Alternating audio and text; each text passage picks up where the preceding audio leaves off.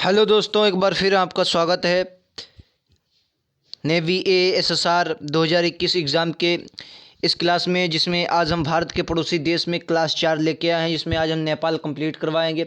इससे पहले पाकिस्तान, चीन और बांग्लादेश हमने कंप्लीट करवाया है। चैनल की प्लेलिस्ट में जाकर आप वहां से देख सकते हैं, वरना आपको लिंक नीचे डिस्क्रिप्शन में मिल जाएगा। तो चलिए आज का ये वीडियो बिना देरी के शुरू करते हैं।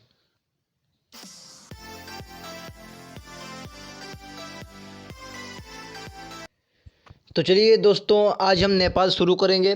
नेपाल में सबसे पहले आपको हम बता दें, अगर आपने अभी तक हमारे चैनल को सब्सक्राइब नहीं किया है तो सब्सक्राइब कर लें और बेल आइकन दबाएं, जिससे हर नोटिफिकेशन आपको मिलता रहे।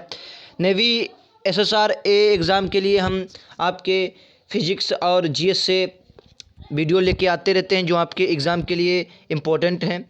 इससे आपको बहुत अच्छे वीडियो हैं सभी, जो आप देख सकते हैं।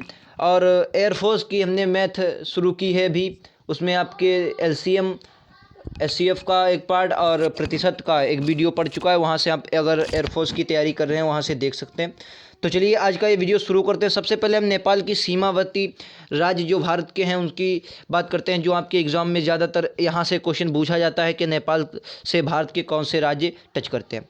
सबसे पहले नेपाल के साथ अगर भारत के राज्य की बात करें, जैसा कि आपको दिख रहा होगा, चलिए ये हम दिखा देते हैं। सबसे पहले देखिए ये उत्तराखंड नंबर 1 में आपका उत्तराखंड है।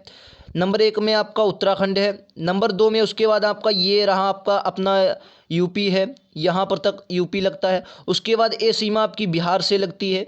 उसके बाद ऊपर का ये वाला हिस्सा जो है, उसके बाद यहाँ से देखिएगा ये वाला जो हिस्सा इतना यहाँ से लग के आ रहा है, ये यहाँ पर वाला थोड़ा पश्चिम बंगाल का लगता है। उसके बाद ऊपर का ये वाला हिस्सा सिक्किम के लगता है। यानी कि कुल मिलाकर कितने राज्य, भारत के 5 राज्य भारत के नेपाल से सीमा साझा करते हैं। जी हाँ भाई, 5 राज्य भारत के नेपाल के साथ सीमा साझा करते हैं। चलिए एक बार और इनको देख लेते हैं कौन कौन से राज्य हैं। देखिए नंबर 1 में आपका कौन सा है, यूके उत्तराखंड, ये रहा आपका यूके उत्तराखंड। नंबर 2 में आपका होगा है यूपी। नंबर 3 में आपका बिहार आ जाएगा। नंबर 4 में पश्चिम बंगाल आ जाएगा। ऊपर आपका सिक्किम जो आ जाएगा नंबर 5 पे। चलिए एक और चित्र है, उसके हिसाब से आप देख लीजिए, उसमें आपको ज़्यादा विजिबल हो। ये रहा वो चित्र जिसके आप से बिल्कुल देख सकते हैं नेपाल। देखिए इस चित्र में क्या दिखाया गया कि ये आपका नेपाल रहा, ये वाला हिस्सा नेपाल का है। उसके बाद नेपाल के बाद ये जो ऊपर के हिस्से दिख रहे हैं आपको, ये देखिए उत्तराखंड, नेपाल, ये वाला पूरे एरिया ये नेपाल की है इधर। तो ये रहा उत्तराखंड के बाद ए देखिए ये आपका यूपी से टच होती है। उसके बाद ए वाला हिस्सा देखिए, आप अगर देखेंगे तो ये आपकी बिहार से। उसके बाद ए देखिए ये पश्चिम बंगाल यहाँ से चलते आ रहा है, ये वाली सीमा जो पश्चिम बंगाल से मिली और सिक्किम से तो मिलती ही मिलती है। तो यानी कि कुल मिलाकर हम बात करें भाई साहब, कितने 5 राज्यों से, कितने भाई साहब 5 राज्यों से किसकी सीमा, नेपाल की सीमा अपने 5 राज्यों से लगती है। नेपाल की सीमा कितने राज्यों से, 5 राज्यों से लगती है। ठीक, चलिए आगे इसके हम डिस्कशन करें कि भाई साहब 5 राज्यों से सीमा तो मिलती है, उसके बाद और नेपाल के बारे में हम क्या जानें। देखिए नेपाल के बारे में और जानने के लिए आपके पास बहुत कुछ है। सबसे पहले इसकी हम सीमा साझा जो करता है, इसकी कितनी लंबाई है, इस पर चर्चा करेंगे। तो इसकी लंबाई की अगर हम बात करें, कितनी लंबाई साझा करती है, तो 1751 किलोमीटर की लंबाई ये साझा करती है। 1751 किलोमीटर की लंबाई भारत और नेपाल के बॉर्डर की है। ठीक है, और नेपाल और भारत का बॉर्डर सीमा, इसको कहते हैं कि रेखाएं सीमा साझा किए हुए, ये हम कह सकते हैं, क्योंकि इसमें आपका वीज़ा नहीं लगता है। उसके बाद इसके जो हम ज़्यादातर देखते हैं, सबसे पहले अगर देखें भारत, इसमें कितने प्रांत हैं, जो हम ज़्यादातर अभी तक हम देखते हुए आ रहे हैं। तो कितने प्रांत हैं भाई साहब, इसमें 7 प्रांत हैं। जी हाँ, 7 प्रांत हैं इसमें आपके नेपाल में कितने, 7 प्रांत हैं। चलिए अब इसके बाद जो इसमें मोस्ट इम्पॉर्टेंट है आपके लायक, एक नेपाल से क्वेश्चन बहुत एक बार एग्जाम में पूछा गया है। वो क्वेश्चन क्या है, यहाँ एक मंदिर स्थित है जिसे पशुपतिनाथ का मंदिर कहते हैं।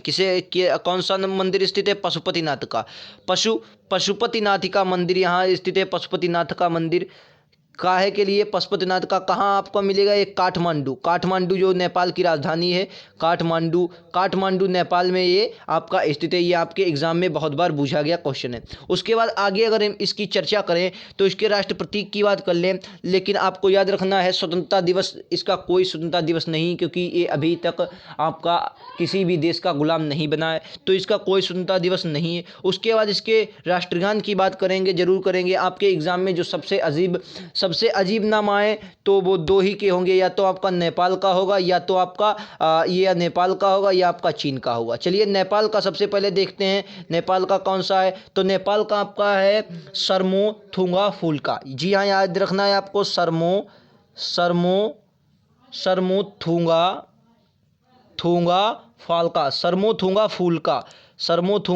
फुल्का, ये आपका नाम है, सरमोथुंगा फुल्का। ये नेपाल का क्या है? नेपाल का भाई साहब ये राष्ट्रगान है, जैसे अपने यहाँ का जनगण मन है, ठीक है। तो यहाँ का कौन सा? नेपाल का लूंगा फुल्का, ये यहाँ का बड़ा अजीब नाम है, इसका ये राष्ट्रगान हो जाएगा। चलिए आगे इसके और चर्चा करें नेपाल के बारे में। तो यहाँ का एक आपको इम्पोर्टेंट रखना, यहाँ के राष्ट्रीय पशु, जो आपका यहाँ का राष्ट्रीय पशु है, कौन सा पशु हो जाएगा? यहाँ का राष्ट्रीय पशु कौन सा है? गाय यहाँ की राष्ट्रीय पशु है। जी भाई साहब, गाय क्या है? यहाँ की राष्ट्रीय पशु है। गाय आपको याद रखना है, गाय यहाँ की राष्ट्रीय पशु है। ये सवाल आपको याद रखना है, आपके एग्जाम के लायक सवाल है। उसके बाद यहाँ के अगर और बात करें, पक्षी आपको याद रखना है। यहाँ का अगर पक्षी आप कहेंगे सर पक्षी क्या है, तो हिमालय लोनार, एक चिड़िया होती है हिमालय लोनार यहाँ की क्या है? पक्षी है। यहाँ का राष्ट्रीय पक्षी कौन सा है? हिमालय लोनार, ये आपको याद रखना है। हिमालय लोनार यहाँ का राष्ट्रीय पक्षी है यहाँ की। उसके बाद आगे अगर हम बात करेंगे भाई साहब, इसके आगे अगर हम बात करें, यहाँ की सर्वोच्च चोटी, जो आप लोग कहते हैं कि हिमालय की सर्वोच्च चोटी है, तो सबसे चोटी यहाँ की ऊंची हो जाएगी माउंट एवरेस्ट यहाँ की सबसे ऊंची चोटी है माउंट एवरेस्ट। जो आपके एग्ज़ाम के लायक ये सवाल है कि पूछ सकता है सबसे ऊँची चोटी कौन सी है, तो ये आपका माउंट एवरेस्ट हो जाए। देखिए इसके बाद जब आपका ये सेशन समाप्त हो जाए, उसके बाद हम स्टैटिक जीके पर एक अच्छा क्लास लेने वाले हैं, तो इसके लिए आपको हमारे चैनल को सब्सक्राइब कर लीजिए, जिससे आपको नोटिफिकेशन मिलता रहा। आपके एग्ज़ाम के लायक जितने भी क्वेश्चन बन सकते हैं वहाँ से मैं उनको ले लूँगा, क्योंकि एग्ज़ाम में आपके इस प्रकार के क्वेश्चन पूछे जाएंगे। तो चलिए अब नेपाल के बारे में एक और बात देखते हैं। यहाँ के अगर हम नदी की बात करें, जो यहाँ की सबसे लंबी नदी कर्णाली है, आपको याद रखना है, इसमें लिखने वाले चले कर्णाली यहाँ की लंबी नदी है।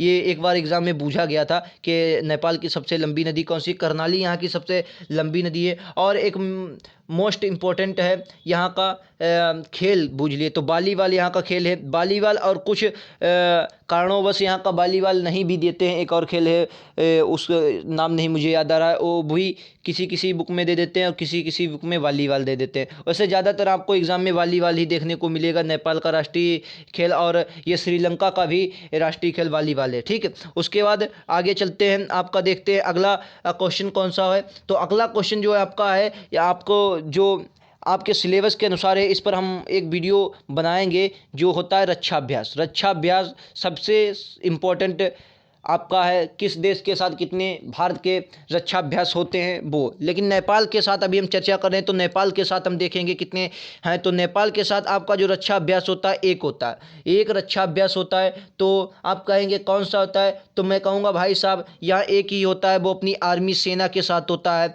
तो कौन सा हो जाएगा? सूर्य किरण अभ्यास। क्या भाई साहब? सूर्य किरण अभ्यास जो होता है, यहाँ सिर्फ एक ही अभ्यास भारत और नेपाल की सीमा सेना साथ साथ करती है, वो आपका होता है सूर्य किरण अभ्यास। ये आपको याद रखना है, वेरी इंपॉर्टेंट क्वेश्चन है, आपके एग्जाम के लायक क्वेश्चन। देखिए हम ज़्यादा तैयारी नहीं करेंगे, हमको पढ़ना बहुत कुछ है, लेकिन उसमें बहुत कुछ में भी बहुत कम पढ़ना है, क्योंकि हमें वो पढ़ना है जो हमारे एग्जाम के लायक है। और आपके इस चैनल अड्डा 730 पर वही पढ़ाया जाएगा जो आपके सिलेबस के अनुसार आता है। ऐसा नहीं है कि आपके सिलेबस में कुछ और आ रहा है, हम कुछ और पढ़ाएं, जिससे आपके दिमाग में कहते नहीं कचरा बढ़ गया है।